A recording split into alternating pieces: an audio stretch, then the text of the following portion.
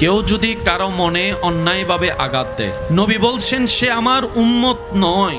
সে কেউ যদি কারো সম্পদ অন্যায়ভাবে দখল করে নেয়, সে আমার উম্মত নয়।